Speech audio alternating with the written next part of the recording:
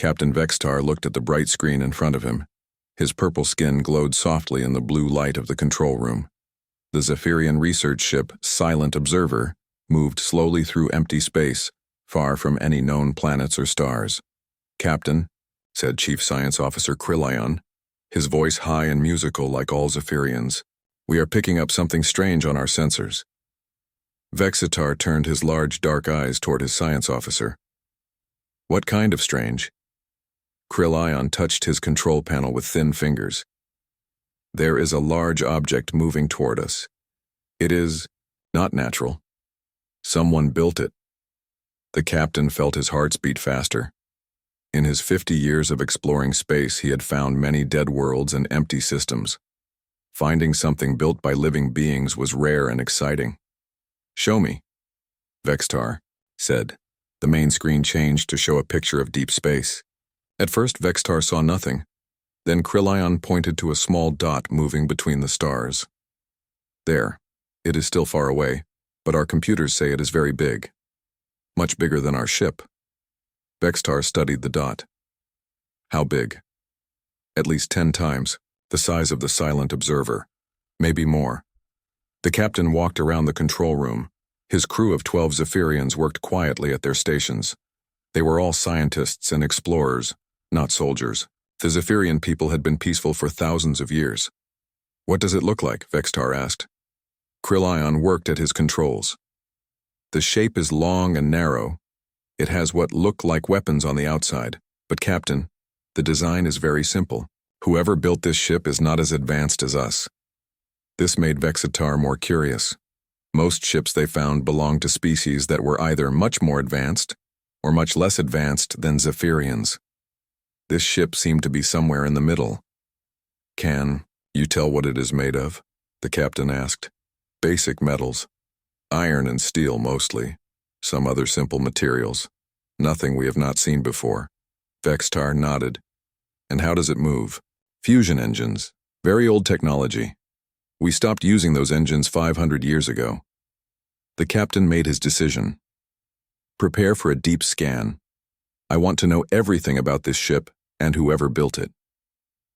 Navigation Officer Silthara looked up from her station. "Captain, is that wise? We do not know if they are friendly." "Look at their technology," Vextar said, pointing at the screen. "Their ship uses metal armor and fusion engines. Our shields can stop anything they might try to shoot at us, and our weapons are far more advanced than theirs." Far away on the human battleship USS Montana, Admiral Jake Morrison walked down a long hallway. The metal walls were painted gray, and bright lights lit the way. The ship hummed with the sound of engines and air systems. Morrison was a tall man with short gray hair and tired eyes. He had been in the human navy for 30 years. This patrol mission along the outer colonies was supposed to be quiet and routine. "Good morning, Admiral," said Lieutenant Amy Foster as she passed him in the hallway. She was young, with brown hair tied back and sharp green eyes. Foster had joined the Montana's crew 6 months ago, fresh from the military academy. "Morning, Foster. How are the combat drills going?" Morrison asked. "Very well, sir. The crew is ready for anything." Morrison smiled. "Let's hope we don't need to find out." He continued walking until he reached the engine room. Chief Engineer Pete Collins was there, checking the big fusion reactors that powered the ship.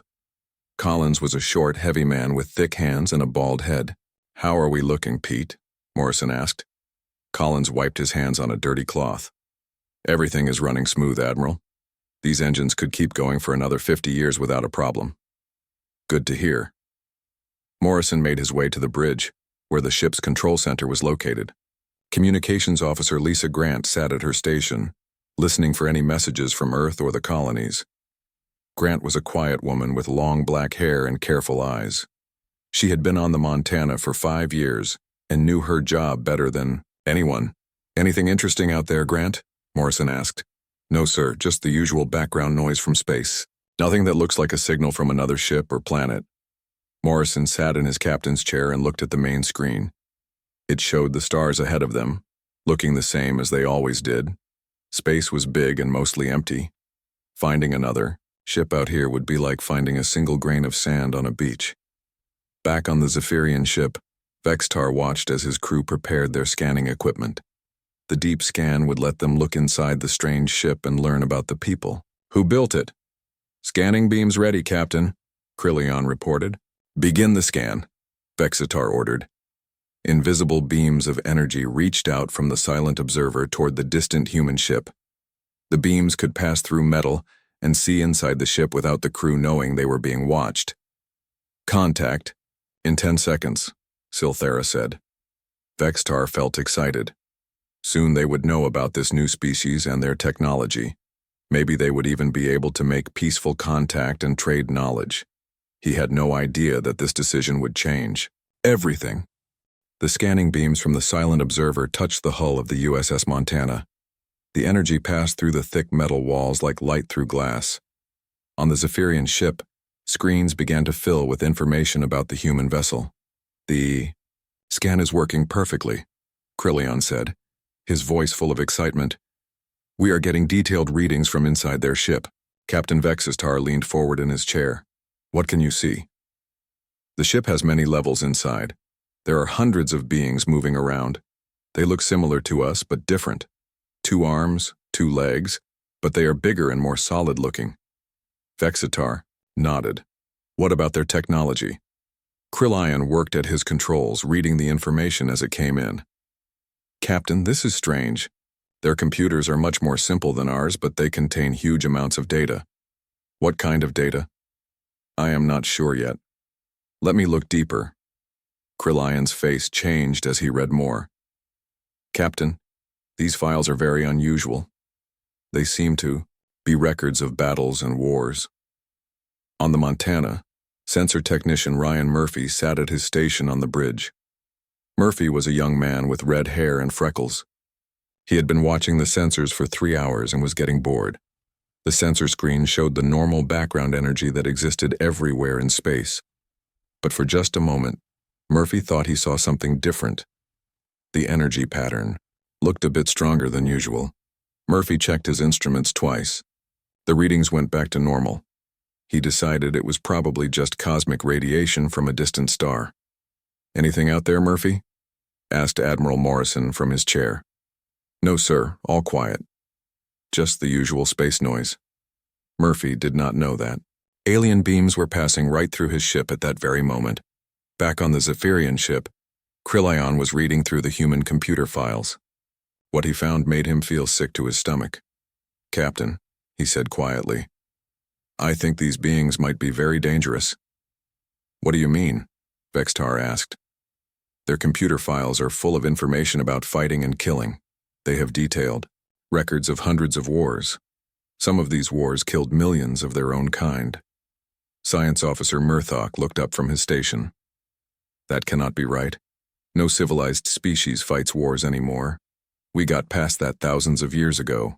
I'm reading the files correctly, Krillion said. Look at this. He put one of the human files on the main screen. The screen showed pictures and text about something called World War II. The Zephyrians saw images of huge battles with thousands of soldiers fighting. They saw pictures of destroyed cities and weapons that could kill many people at once. This happened on their home planet less than 100 of their years ago, Krillion said, and there are records of many other wars before and after this one. Vextar felt his skin turn a darker shade of purple, which happened when Zephyrians were scared. Are you sure this is real? Maybe it is just stories they made up. Captain, I am finding technical manuals for their weapons. These are not stories. These are instruction books for how to fight battles and kill enemies. The alien crew looked at each other with worry. In Zephyrian society, violence was almost unknown. They solved problems by talking and making agreements. The idea of one group, of people trying to kill another group, was horrible to them. There is more, Captain, Krillion continued. I am scanning their medical files. These beings are built for fighting. Their bones are much thicker than ours. Their muscles are stronger. They can heal from injuries that would kill most of us. Meanwhile, in the Montana's medical bay, Dr. Carol Hayes was doing routine health checks on the crew. Dr. Hayes was a middle-aged woman with gray hair and kind eyes. She had been a military doctor for 15 years. "Hold still, Johnson," she said to a young sailor as she took his blood pressure. "Your numbers look good. You are healthy and strong." Sailor Johnson smiled. "Thank you, Doctor. When do you think we will see some action on this patrol?" "Hopefully never," Dr. Hayes said. "A quiet patrol means everyone goes home safe." Johnson looked disappointed. Many of the younger crew members wanted to see real combat. They had trained for years and were eager to test their skills. Dr. Hayes did not share their excitement. She had seen what war could do to people. She hoped they would never have to find out. On the alien ship, the scanning continued. Krillon found more and more disturbing information in the human computers. "Captain, they have weapons on this ship that could destroy entire cities. They call them nuclear missiles." "Nuclear weapons?" Vextar gasped. "But those are banned by every civilized species in the galaxy. These humans do not seem to care about such bans. They have many nuclear weapons, and their files show they have used them before." Murthok checked his own readings. "The energy signatures are correct. Those weapons are real and armed." Vextar stood up and walked around the control room. His crew watched him with worried expressions. As captain, he had to make decisions, but this was unlike anything they had ever found before. "Maybe they are just carrying those weapons for defense," he said, trying to find a peaceful explanation. "Captain," Krillon said softly, "I found their battle plans. They are not just carrying weapons for defense. They have detailed strategies for attacking planets and destroying enemy fleets." The alien crew fell silent. Outside their ship, the USS Montana continued its patrol, unaware that it was being studied by frightened aliens who were learning to fear humanity without ever meeting a single human face-to-face. Vextar made a decision that would change the future of both species. "Continue the scan. We need to know everything about these beings before we decide what to do." The deep scan continued to pull information from the Montana's computer systems. Every new file that appeared on the Zephyrian screens made the alien crew more frightened than before.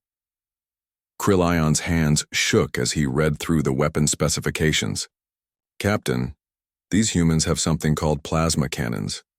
The energy output is 10 times stronger than our most powerful mining tools." "Mining tools?" Captain Vextar asked. "No, sir. These are weapons made only for destroying other ships and buildings, and there are hundreds of them on this one vessel." Chief Analyst Murthok discovered the ship's entertainment files. What he found there made him feel sick. "Captain, you need to see this. These beings watch recordings of combat for fun." The main screen showed clips from human movies and television shows. The Zephyrians watched in horror as humans fought each other with swords, guns, and explosions. The aliens saw space battles, ground wars, and hand-to-hand combat. "This is how they entertain themselves?" Silthera whispered. "It gets worse," Murthok said. "They have thousands of these recordings. Some show wars that never happened. They create fake wars just to watch them." Vextar could not understand this. Zephyrian entertainment focused on art, music, and peaceful exploration. The idea of watching violence for pleasure was completely alien to them. "Perhaps these are historical records," he suggested hopefully. "No, Captain. I found the dates. Many of these were made recently. And look at this." Murthok showed them a file about human sports. "They have competitions where they try to hurt each other with their bare hands. Thousands of their people watch these fights and cheer." On the Montana, Lieutenant Amy Foster was leading a group of Marines through combat training. The exercise took place in a large room filled with practice targets and obstacle courses. "Remember," Foster shouted to her squad, "speed and accuracy. When you see the enemy, you have 3 seconds to make your shot count." The Marines moved through the course quickly and quietly. They worked together like a machine, each person knowing exactly what the others would do. They had practiced this routine hundreds of times. Private Mike Turner finished the course in record time. He was a big man with muscles like steel cables. "How did I do, Lieutenant?" "Excellent work, Turner. Your squad is ready for anything." Foster felt proud of her Marines. They were the best trained soldiers in the fleet. If trouble came, they would be ready to protect the ship and complete their mission. The alien sensors recorded every moment of the training exercise. To the Zephyrians, It looked like humans practicing to kill as efficiently as possible. They train constantly for combat, Krilion reported to his captain. Even when they are not fighting a war, they spend their time preparing for the next one. The scan went deeper into the human computer files. What the aliens found next terrified them even more. Captain, Murthok said in a quiet voice, I found records of their special fighting units. They call them special forces. What makes them special? Vextar asked, though he was not sure he wanted to know. These humans are trained to fight in any environment. Underwater, in space, on ice worlds, in deserts, even inside enemy ships. They can survive for weeks with no food or water while completing dangerous missions. The files showed training programs that would have killed most aliens. Humans learning to fight with their hands, to use any object as a weapon, to survive in places where most life could not exist. How is this possible? Silthara asked. How can any species be this focused on war? Krilion found the answer in the human history files.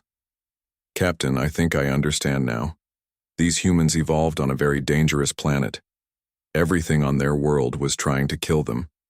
They had to become fighters just to survive. The history file showed Earth as it was millions of years ago. Huge predators hunted early humans. Ice ages froze their lands. Diseases killed millions. Natural disasters destroyed their cities. They never had peace, Murthok realized. For their entire history, they have been fighting something. Other humans, wild animals, diseases, or natural disasters, fighting is normal for them. Captain Vextar felt a chill run down his spine. The Zephyrian homeworld was a peaceful paradise with gentle weather and friendly animals. His people had never known the kind of struggle that shaped humanity. The scan found more disturbing information. The Montana's library contained books written by humans about war and fighting. Sun Tzu's Art of War, Clausewitz's theories on military strategy, modern guides to space combat. They study war like we study art, Krilion said. They have turned fighting into a science, but the most frightening discovery was yet to come. The aliens found the personnel files of the Montana's crew. Captain, Murthok said slowly, these humans choose to be soldiers. No one forces them. They volunteer to fight. Vextar could not believe this. That cannot be right. Surely they are forced to serve against their will. No, sir. I am reading their service records. Many of them have fought in multiple wars and then signed up to fight again. Some have been injured in battle and returned to duty as soon as they healed. The files showed Admiral Morrison's history. He had served in 3 different conflicts, been wounded twice, and had many chances to leave the military. Instead, he had chosen to stay and eventually command his own ship. They enjoy fighting, Silthara whispered in disbelief. Not just enjoy, Krilion corrected her. They are proud of it. Look at these medals and awards. They give prizes to their best fighters. The alien crew sat in stunned silence. They had discovered a species that was everything the peaceful races of the galaxy feared most. Humans were natural-born killers who had turned warfare into an art form. But there was one more shock waiting for them. Captain, Krilion said, his voice barely audible. This ship is not their strongest vessel. What do you mean? I found fleet records. The Montana is classified as a standard patrol ship. They have much larger and more powerful ships than this one. Vextar felt his world spinning out of control. If this was just a normal human warship, what were their most powerful vessels like? The answer would have to wait. The scan was about to reveal something that would change everything the aliens thought they knew about humanity. The scanning beams dug deeper into the Montana's computer networks. What the Zephyrians found next made their previous discoveries look small in comparison. Captain, Krilion said, his voice full of fear, I have found their star charts and expansion records. Captain Vextar turned to look at the data. The screen showed a map of human space with dozens of star systems marked in different colors. What do the colors mean? Vextar asked. Red marks are military bases, yellow are colonies, green are mining operations. Captain, they control hundreds of worlds across 50 star systems. Navigator Silthara checked her own charts. That would make them one of the largest empires in this part of the galaxy. How did we not know about them before? Because they are new, Krillon explained. According to these records, they only developed space travel 300 years ago. They have expanded faster than any species in galactic history. The implications hit Vextar like a cold wave. Most species took thousands of years to spread across space. The Zephyrians had been traveling between stars for 5,000 years and controlled only 30 systems. How is such rapid expansion possible? He wondered aloud. Murthok found the answer in the human colonial records. Captain, they do not expand like other species. Most races send small groups to carefully study new worlds before establishing settlements. Humans send massive fleets with military escorts. The files showed human colony ships protected by destroyers and cruisers. Instead of taking decades to establish a foothold on new worlds, humans built entire cities in just a few years. They treat colonization like a military campaign, Silthara observed. Fast, aggressive, and overwhelming. But then Krillon discovered something that made the situation even more complex. Captain, these humans are not united under one government. What do you mean? They have multiple nations, corporations, and factions. All of them have their own military forces. Krillon's screen showed a bewildering array of human organizations. The Earth Federation, the Colonial Alliance, the Free Traders, the Mars Republic. Each group controls different systems and maintains separate fleets. This information stunned the Zephyrian crew. Most species achieved unity before expanding into space. The idea of a divided species controlling so much territory seemed impossible. How can they coordinate their expansion if they are divided? Vextar asked. Captain, I do not think they coordinate. I think they compete. Murthok pulled up more files. These records show conflicts between different human groups. They fight each other even as they expand into new territory.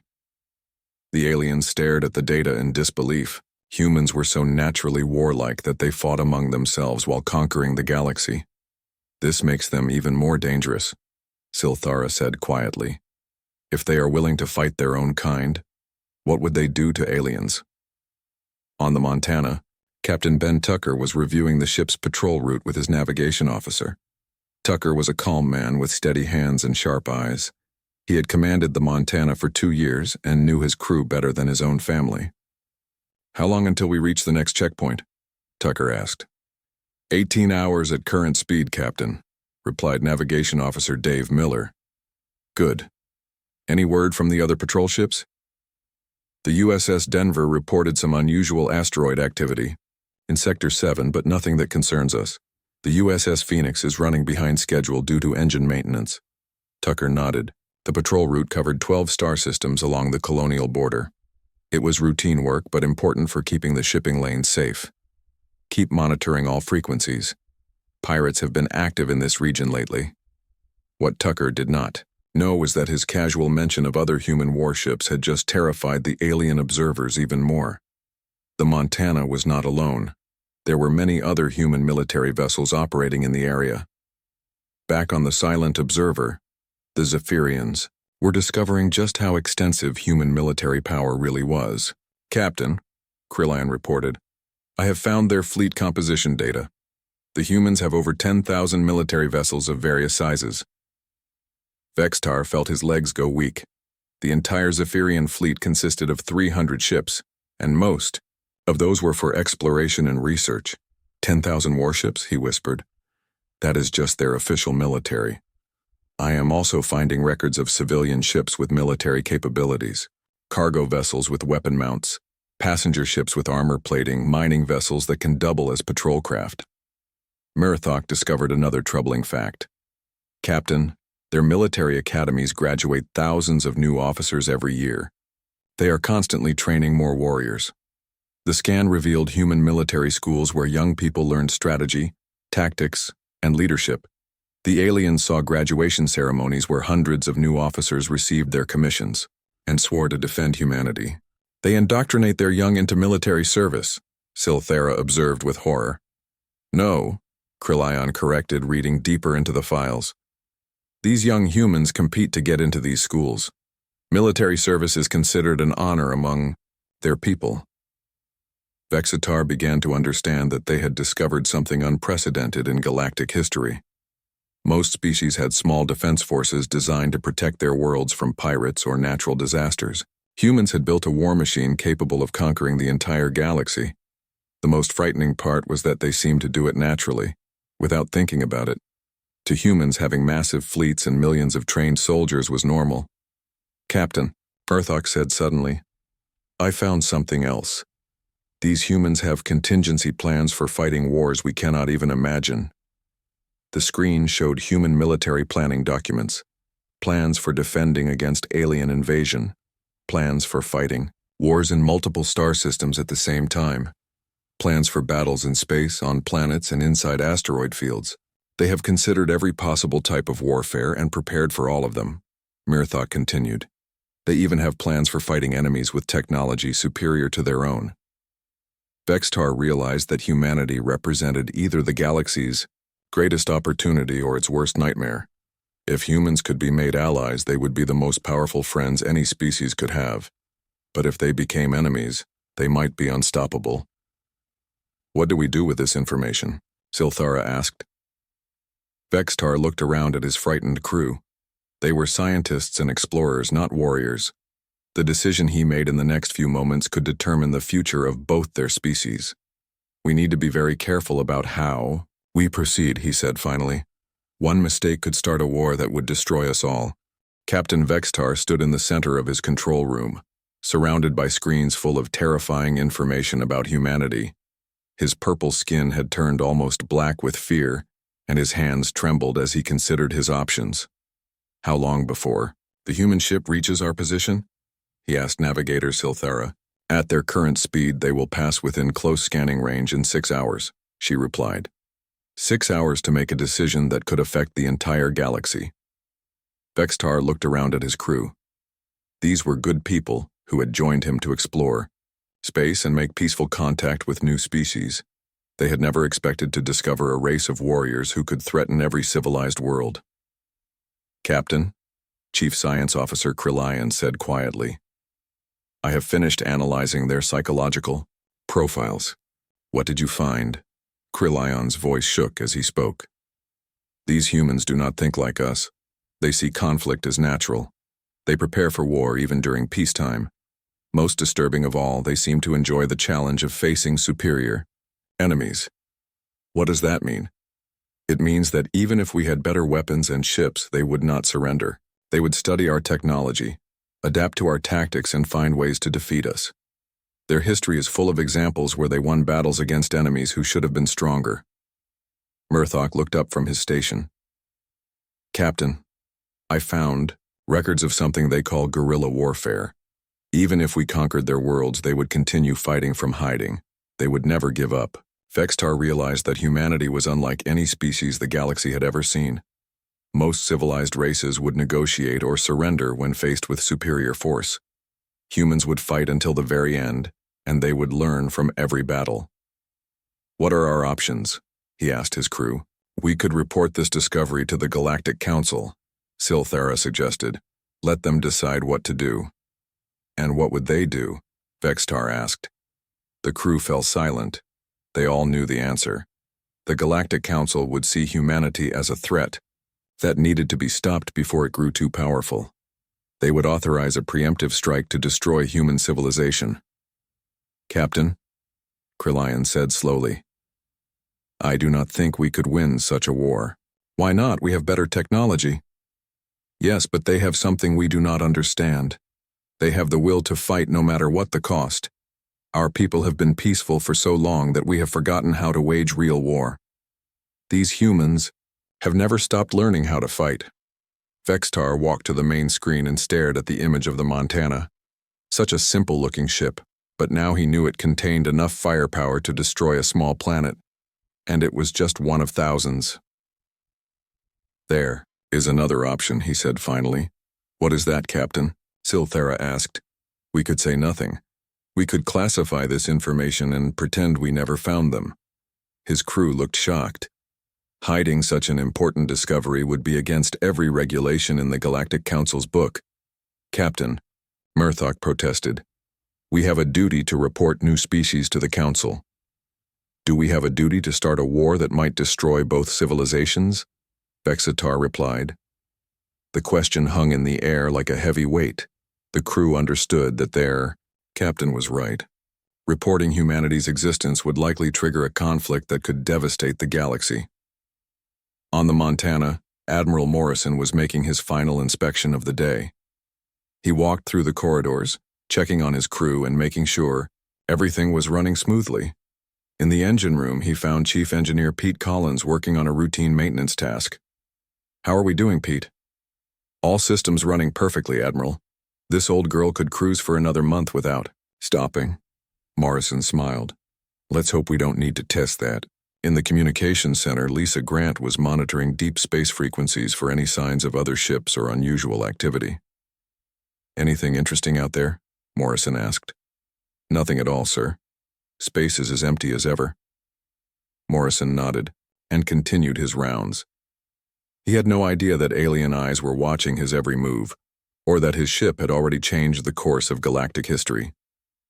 Back on the Silent Observer, Captain Vexitar had made his decision. Krilion, stop the scan immediately. Silthara, take us out of this system as quietly as possible. Captain, what about our orders to investigate unknown ships? Silthara asked. I am changing our mission parameters. We will report that this system contains nothing of interest. The crew worked quickly to shut down their scanning equipment and prepare for departure. Within minutes, the Silent Observer was moving away from the Montana's projected path. What do we do with the data we collected? Krilion asked. Vexitar thought carefully before answering. We will keep it classified at the highest level. Only we will know what we discovered here. But Captain, what if other ships encounter humans in the future? They should be warned. You are right, Vexitar agreed. We will create a special report. We will recommend that this region of space be declared a protected zone. We will say it is to allow primitive species to develop naturally. It was a clever solution. The Galactic Council would establish a boundary around human space, officially, to protect humanity's development. In reality, it would protect the galaxy from humanity's military might. Months later, Admiral Morrison completed his patrol mission and returned to Earth.